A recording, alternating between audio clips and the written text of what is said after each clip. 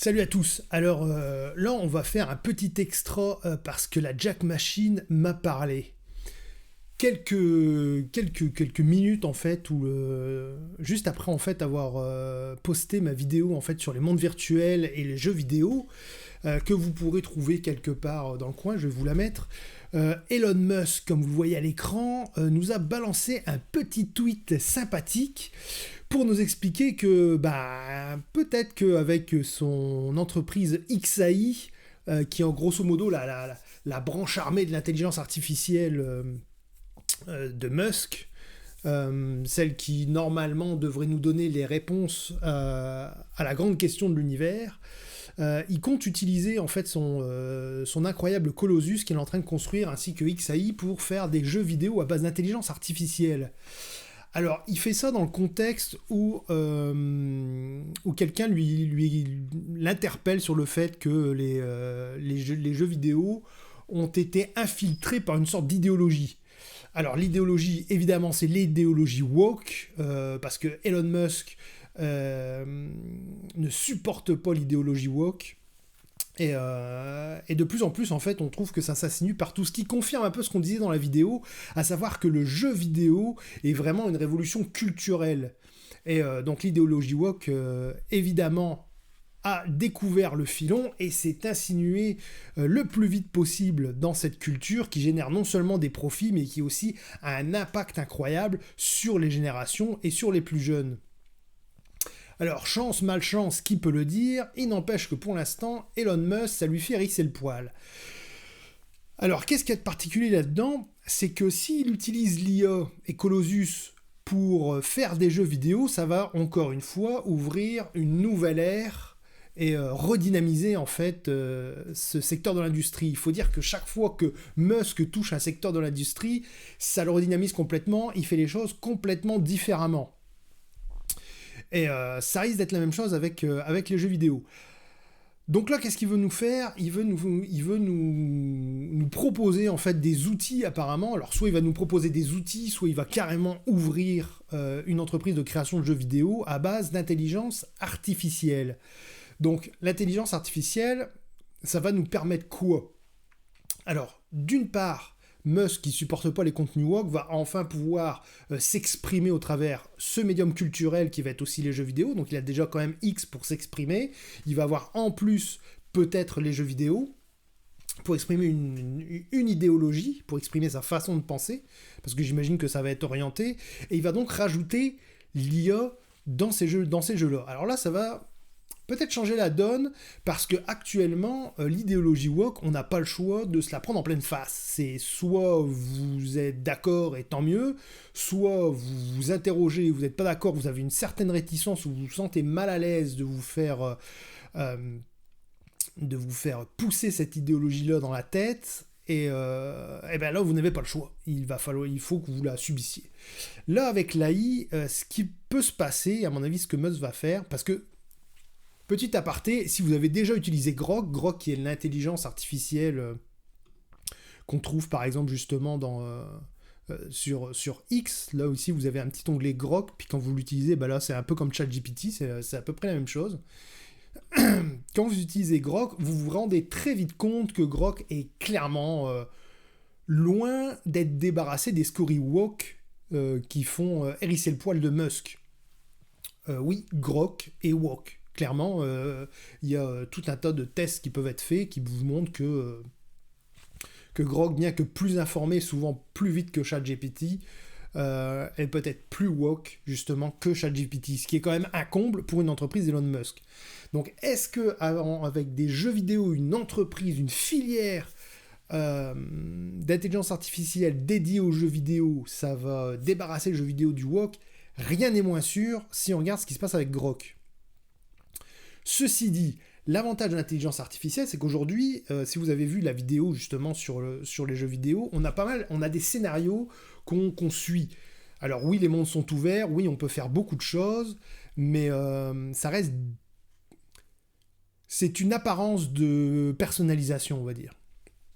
on reste quand même dans un cadre qui est quand même assez rigide, assez un scénario. Avec l'IA, par contre, on pourrait peut-être avoir des scénarios où on pourrait peut-être avoir des arcs narratifs qui soient réellement personnalisés.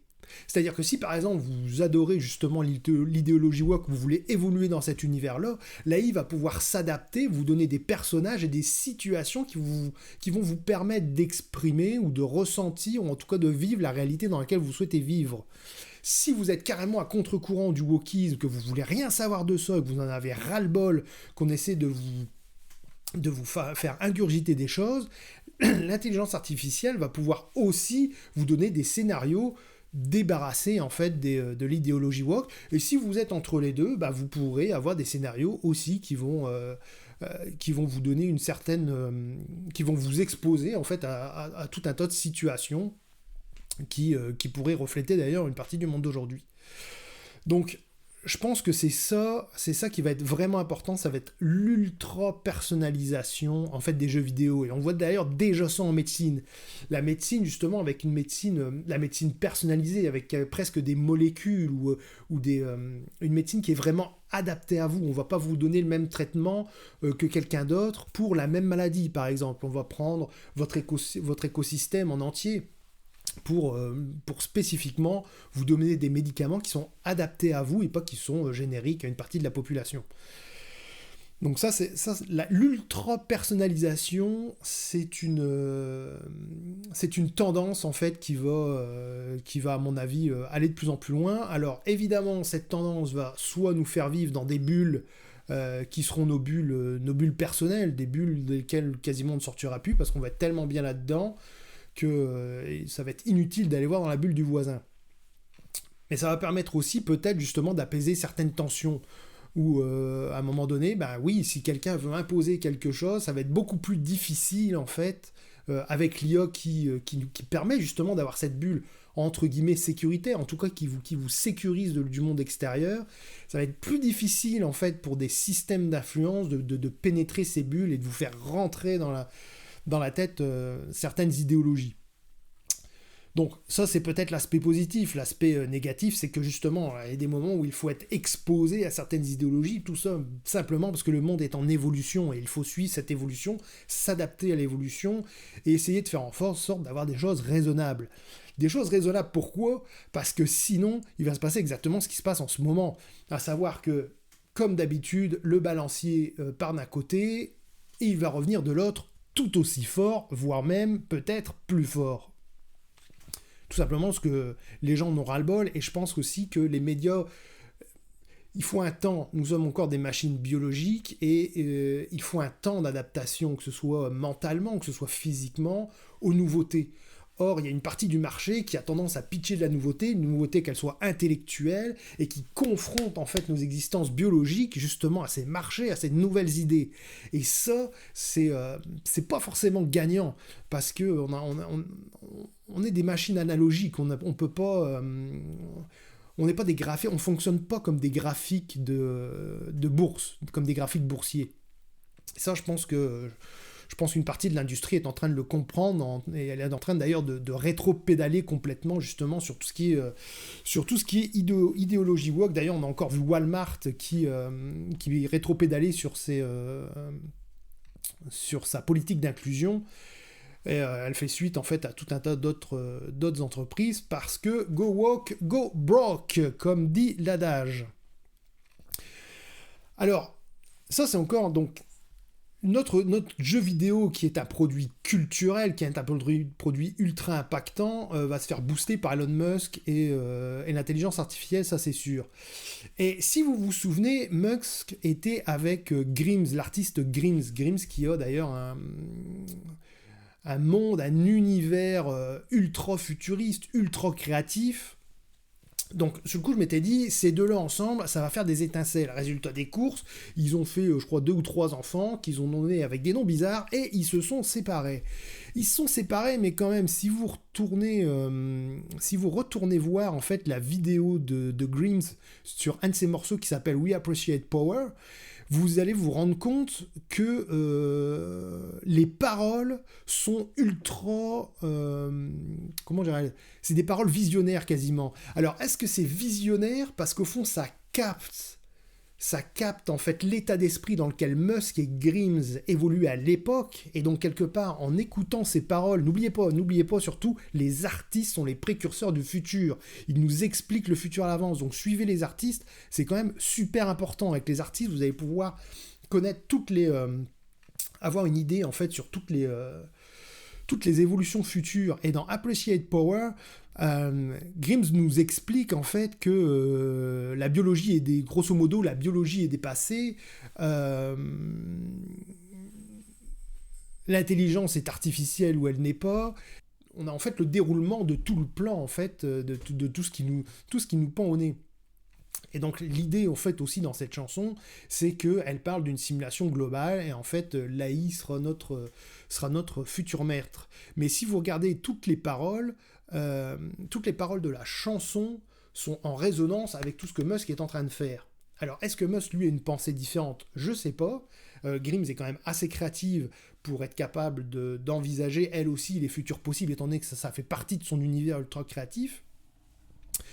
Mais c'est quand même important de regarder ces paroles parce que, par exemple, elle parle carrément de la finalité. Par exemple, pour elle, c'est la simulation. Elle demande dans son morceau à la simulation de lui donner quelque chose de sympa. Donc ce morceau est une masterclass. Je vous propose de regarder toutes les paroles.